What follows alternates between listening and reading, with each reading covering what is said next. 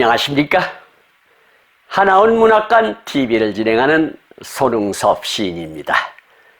시청자와 문인 여러분, 오늘도 함께해 주셔서 감사합니다.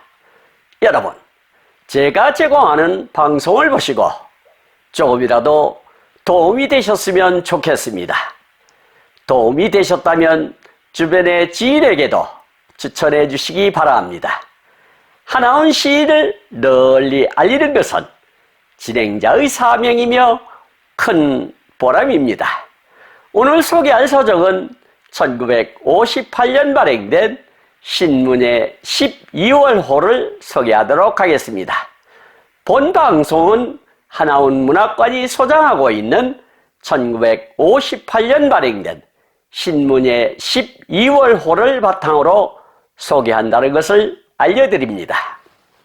18번째, 1958년 발행된 신문의 12월호.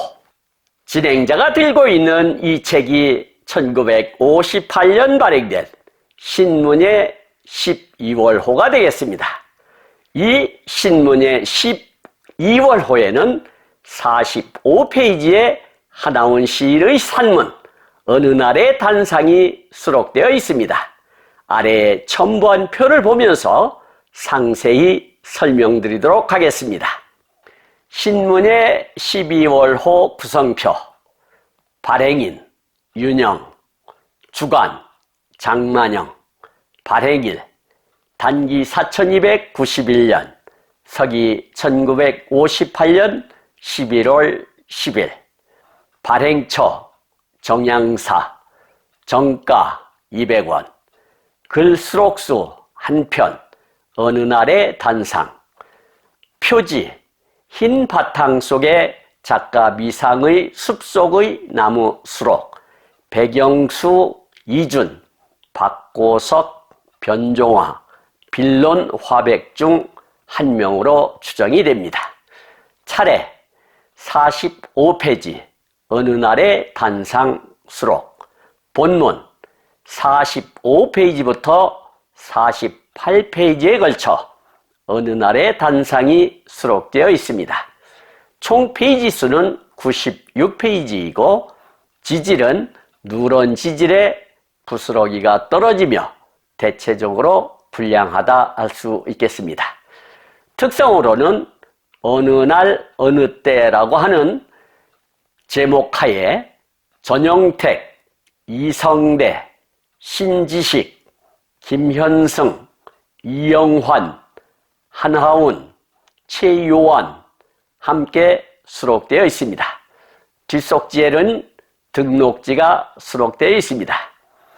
그러면 1958년 발행된 신문의 12월호에 실려있는 어느 날의 단상이라는 하나원 시인의 산문을 진행자가 유튜브에 방송한 동영상을 보도록 하겠습니다. 어느 날의 단상, 하나원. 한신들 적자 생존의 싸움이 악착같이 나의 신변을 치고박는다. 이 거센 파도는 나의 하나의 목구멍을 채우는 호구에 대한 것은 하나도 없고 피할 수 없는 나 환자를 구하는 구라사업과 버림받은 나병 환자의 자녀로서 아직도 감염이 되지 않은 고아 아닌 고아 미가마 사업을 맡아보는 대소우는 것이다. 여기서 구라사업이라고 하는 것은 나병 환자를 치료하고 나병에서 완쾌된 사람의 사회 복귀를 도모하며 이들에 대한 사회적 편견을 바로잡고자 하는 사업을 구라사업이라 보시면 되겠습니다. 그리고 미가마라고 하는 것은 병 따위에 아직 감염되지 않은 아이를 뜻한다. 이렇게 이해하시면 좋을 것 같습니다. 그러나 나는 파도를 불행을 겁내지 않고 어떤 천직 같은 사명감을 느껴서 일하고 있다. 내 결심은 고요히 문학의 길을 정진하겠다고 갈구하고 있으나 내 주위의 목매인 참상이 나의 길을 허락하지 않는다. 여기서 정진이라고 하는 것은 정성을 다하여 노력해 나아감을 뜻한다. 이렇게 이해하시면 될 것 같고요. 갈구는 몹시 애타게 바라고 구함, 이런 뜻이라 생각하시면 될 것 같습니다. 그리고 참상이라고 하는 것은 사물의 비참하고 끔찍한 상태나 양상을 뜻한다. 이렇게 이해하시면 되겠습니다. 인간사는 양립할 수 없는 것인가? 한탄하는 나날에 나의 문학은 공백에 묻혀간다. 세상 일은 모두가 경쟁 속인 것 같다. 사업에는 경쟁이 붙는다. 경쟁에는 우승 열패가 정착인지라 보잘것없는 구라사업도 미가마 사업마저라도 피투성이인 경쟁을 하는 데에는 어이없는 일이라 하겠다. 여기서 우승열패라고 하는 것은 나은 자가 이기고 그보다 못한 자가 진다라고 생각하시면 될 것 같습니다. 이 불쌍하고 딱한 사람을 구하는 일에는 사바사바를 하여야 하는 꼬락서니가 너무나도 구역질이 난다. 여기서 구역질이라는 것은 속이 메스꺼워 토하려고 하는 짓, 이런 것을 구역질이 난다 이렇게 표현을 하죠. 소위 글 쓴다는 나로서는 마음이 허락지 않고 이 경쟁 속에 어쩔 수 없는 선수로서 나선 것이 벌써 10년이 되었다. 아마도 신명보육원을 운영하면서 이 주변에서 많은 질투, 질시 이런 것이 있었던 모양입니다. 나는 잘 싸우는 선수로서 출전하는 것이 아니고 피치 못할 사정에 따라서 나가는 지질이 못난 선수로서 싸우는 것이다. 그 결과는 뻔하다. 언제나 골탕만을 먹는다. 열패자로서 이 세상의 뒤안길을 걸어가면서 서러운 심정을 부둥켜 안고 자연을 벗삼고 울고 싶을 때에는 떠가는 구름에 피는 꽃에 덧없이 부는 바람에 푸른 울음을 눈물 삼키며 우는 것이다. 여기서 열패자라고 하는 것은 남보다 못하여 경쟁에서 진 사람을 열패자라고 합니다. 울음과 눈물이 달래주는 자유의 따스함에 슬픔을 체념하며 마음을 가볍게 하는 것이다. 여기서 체념이라고 하는 것은 품었던 생각이나 기대 또는 희망 등을 아주 버리고 더 이상 기대하지 않음을 뜻한다. 이렇게 이해하시면 될 것 같습니다.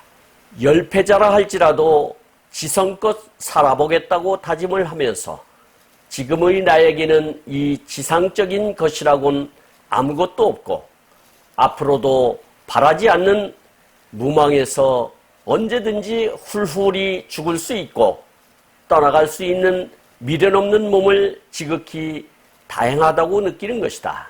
여기서 무망이라고 하는 것은 일본식 표현법인데요. 희망이 없다 그런 뜻으로 이해하시면 될 것 같습니다. 아무 미련 없는 몸이니 사심없이 사업에 충실할 수 있다는 것이 나에게는 유일한 무기가 되며 이 신념으로서 오늘날까지 의지의 투쟁을 계속한다. 이 굳은 의지가 마치 토끼와 거북이의 뜀박질의 우화와 같이 지질이 못난 나에게 승리의 쾌재가 다가서곤 한다. 이런 거북이가 앞으로 내 눈에 흙이 묻힐 때까지 하여야 함을 생각하니 아득하다. 부질없이 도연히 떠오르는 일이라곤 두 가지가 있다. 그 일의 어느 것이든지 사나이의 목숨을 걸어놓고 할 큰 사업이다. 여기서 도연이라고 하는 것은 일본식 한문인데요. 쓰레쓰레라고 읽는데요. 무료함, 공연히, 쓸데없이라는 뜻을 가졌다 이렇게 이해하시면 되겠습니다. 그 하나는 이미 현대 4월호에 발표한 나환자의 유토피아인 무화공화국을 건설하는 것이며 또 하나는 문인촌을 건설하는 것이다.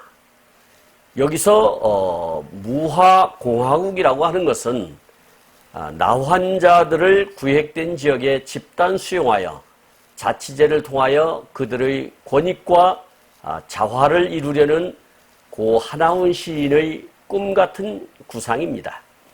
얼마나 세상으로부터 질시와 멸시를 당하였으면 우리끼리 잘 살 수 있는 공간을 이루고자 꿈을 꾸었겠습니까? 여러분에게 호소합니다. 1958년 현대 사호료에 게재된 나환자의 유토피아 무화공화국의 원문을 찾습니다. 여러분의 제보를 받습니다. 1988년 2월 1일 발행된 하나훈의 명시 보리필이 158페이지에 수록된 운명의 반항이라는 제목의 이러한 글들이 쓰여 있습니다.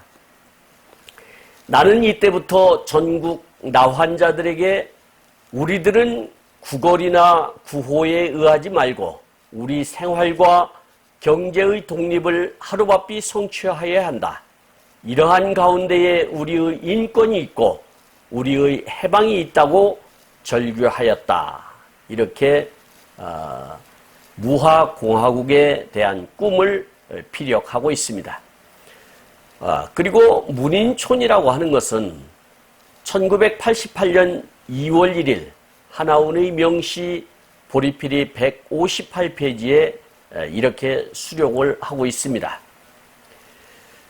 군화사업을 위해서 나환자 자신의 교양 향상과 일반 사회의 나병에 지나친 공포감에 대한 올바른 계몽이 있어야 함을 절실히 느낀 나머지 신행예술원을 창설하기로 하였다. 정부에다 허가 신청서를 제출하고 서울시장의 허가를 얻어 대방동에 약 2만 평의 땅을 얻었다. 정부에서는 저의 피와 땀으로 이루어진 예술원에 대하여 해산명령을 하였다. 여기서 해산명령을 했다고 하는 이유는 하나훈 시인이 불손분자라고 하는 사건에 휘말리게 되어 있는데요. 그 사건으로 인해서 국회에서 청문회를 하고 또 사건 조사를 한 사건이 있었습니다. 그로 인해서 민심이 흉흉하니까 하나훈 시인이 꿈꿨던 신행예술원 창설의 꿈이 산산조각이 나고 무산이 되었던 그런 이야기를 하는 것입니다. 무화공화국은 자세히 발표하였으니 거듭하지 않고 문인촌에 대하여 간략히 말하고자 한다. 말하기 전에 여러 선배에 앞서서 문인촌 창설을 선창한다는 것이 주제넘는 일이라 미리 사과를 올리려 한다.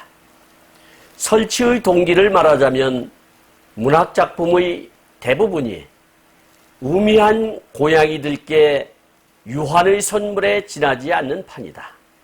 더군다나 구호물자 같은 무슨 문학상에 똥파리같이 달겨들어 와우 각상의 다툼을 하는 것이 너무나 치치하다. 여기서 우미라고 하는 것은 우아하고 아름다움을 뜻하는 것이며 유한이라고 하는 것은 생활이 풍족하여 여가가 많음을 뜻하는 것입니다. 또 와우 각상이라고 하는 새로운 단어가 나왔는데요. 와우 각상은 달팽이의 뿔 위라는 뜻으로 좁은 세상을 비유적으로 이르는 말이다. 이렇게 이해하시면 좋을 것 같습니다.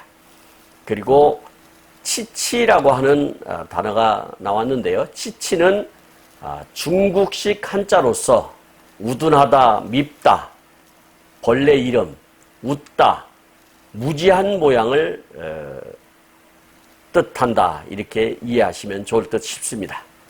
현실을 초연할 수 없는 까닭은 너무나 호구와 도회지에 지친 불안에서 마음의 여유를 갖지 못하고 호연과 유원한 자연을 멀리하는 바람에 장돌뱅이가 된 것이 아닐까 한다.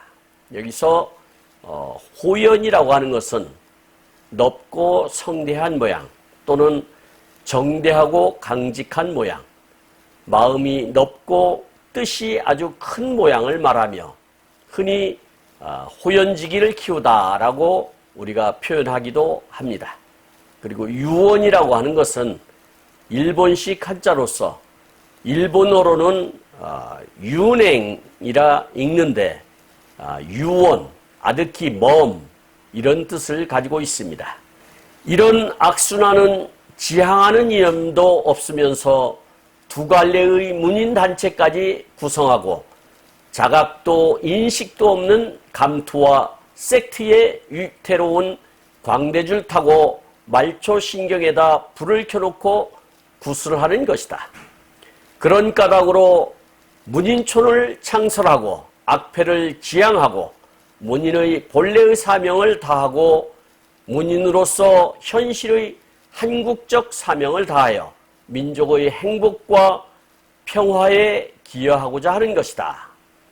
물론 일본에서도 일부 문인 클럽들이 문인촌을 설치하였다가 실패한 전례도 있지만 우리의 문인촌은 그런 가공된 꿈으로서가 아니라 어디까지나 안정된 전원생활을 모태로 하며 연구시설과 세계 문단과 교류할 수 있는 시설을 갖추는 것이다. 이곳에서 문예운동을 일으키고 민족의 열성, 유전성과 사회의 결함을 도태지향하고 인간의 존엄성과 자유와 행복을 증진시키며 인류 정신의 조국을 창조하는 것이다. 또 이곳에는 유의한 사람을 모아서 교육을 시키는 시설을 갖추고 전 세계 사람을 부른다. 여기서 유위라고 하는 것은 능력이나 쓸모가 있음을 뜻함, 이렇게 이해하시면 될 것 같습니다. 이 계획은 하나의 추상적인 것이 아니다. 어디까지나 실천할 수 있는 가능성이 있는 것이다. 이 사업은 하찮은 저 같은 병신인 무존재가 하는 것보다는 여러모로 보아 월등한 조건을 구비한 문인들이 얼마든지 있으니 그런 문인들께서 이 세계적인 문인촌 창설운동을 일으켜 주었으면 하는 것이 나의 철천의 소망이다. 허구한 날 엉뚱한 사색에 잠겨 있으려니까 벌써 가을 새들이 단풍 짙은 나무를 찾아 황혼을 조잘대고 있다. 철다구니가 없는 시시한 공상이라 하겠으나 나는 여기에 침몰하여 언제 가능할지 까마득한 문인촌에 열중하는데 PC가 나를 찾는다. 눈썹할 차례가 내일이라고 그 준비가 되어 있는가 하는 것이 PC의 말이다. 오늘의 나 환자는 눈썹 없는 굴욕과 열등감에 식모를 하여 눈썹을 만들고 문둥이라는 탈을 벗어나 버젓하게 살아보겠다는 운명을 거역하는 몸부림을 치고 있는 것이다. 여기서 식모라고 하는 것은 털을 이식하는 이런 말의 옛날 말이다. 이렇게 이해하시면 될 것 같습니다. 융비술에 오히려 코 다친 쓴잔을 마셔본 나는 식모 수술에 용기가 나지 않는다. 여기서 융비술이라고 하는 것은 코를 인공적으로 높이거나 모양을 다듬는 성형외과 수술을 말한다. 요즘 성형외과가 성행을 하고 있는데 코를 오똑하게 세우는 이러한 성형수술이 융비술이다. 이렇게 이해하시면 될 것 같습니다. 우선 눈썹을 붙인 뒤의 나의 앞날의 인생을 어떻게 하나 하는 흥분에 망설인다. 눈썹은 거의 다 성공이 된다니 정말로 미칠 노릇이라 하겠다. 나는 무엇을 어떻게 생각하였든지 PC에게 식모수술을 안 하겠다고 말한다. 잘못 살아온 지난날의 엉뚱한 생각과 운명의 앞날이 혼돈하는 불연속이 그칠 줄 모르게 나를 뒤덮는데 조락하는 낙엽을 휘몰아온 바람은 나에게 부딪힌다. 여기서 조락이라고 하는 단어가 나왔는데요. 조락이라고 하는 것은 초목의 잎 따위가 시들어 떨어지는 것을 말합니다. 4291년 10월 10일 썼다고 이렇게 기록이 되어 있는데요. 4291년은 서기로 1958년이 되겠습니다. 여러분, 한아운 시인의 산문 어느 날의 단상 잘 시청하셨나요? 그러면 다음은 신문의 12월호 발행인 윤영님에 대하여 간략하게 살펴보도록 하겠습니다. 인터넷을 검색하여 보았으나 발행인 윤영님의 자료는 찾아볼 수 없어서 서상진 세계잡지연구소 소장님이 올린 자료를 소개하도록 하겠습니다.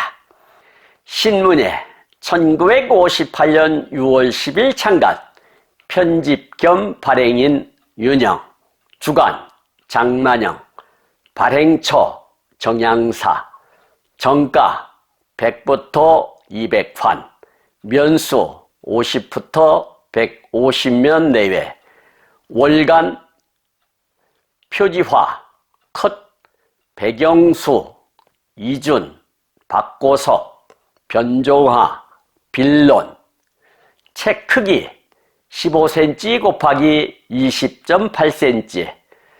잡지 신문에는 1958년 세상에 조용히 얼굴을 내밀었다. 굳이 조용이라고 한 것은 1950년대 후반은 이미 현대문학, 자유문학 등이 문예 잡지 시대를 힘찬 걸음으로 내딛고 있을 때였기 때문이다. 그런 연유로 신문에는 주목받지 못하였다. 만사에는 역시 시기가 중요하다는 걸 깨닫게 한다. 쟁쟁한 이름의 작가들, 시인, 한아운, 김현승, 아동문학가, 목일신, 이주홍, 소설가, 박경리, 김정한, 신석정의 문학적 자서전과 여류화가 천경자의 진홍의 영혼 등 이 글과 그림으로 풀어낸 탄탄한 출발도 앞서 달리는 쟁쟁한 책들의 명성을 따라잡기에는 역부족이었다. 따라서 대중의 관심도 적었다.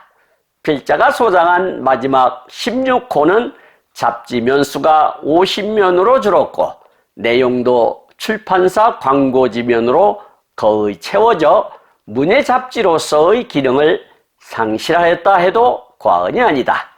시인 장만영이 주재하였다 라고 기록하고 있습니다. 다음은 신문예의 주간인 장만영님에 대하여 살펴보도록 하겠습니다. 장만영, 1914년 1월 25일 출생하고 1975년 10월 8일 돌아가셨는데요. 시인이십니다. 호는 초해라고 하고요. 황해도 연백 출생으로서 경성 제2고보를 거쳐 도일하여 도쿄 미자키 영어학교 고등과를 졸업하였다 합니다. 1932년 동광지에 투고한 시 봄노래로 김옥의 추천을 받으면서 데뷔를 하였고 그 후 마을의 여름밤, 겨울밤의 환상, 비 거든 아침 등을 계속 발표했다 합니다.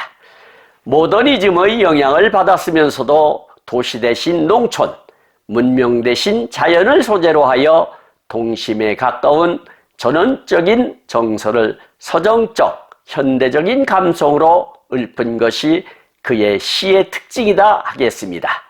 1937년 제1시집 양을 간행하여 최재서 등으로부터 격찬을 받았다 합니다.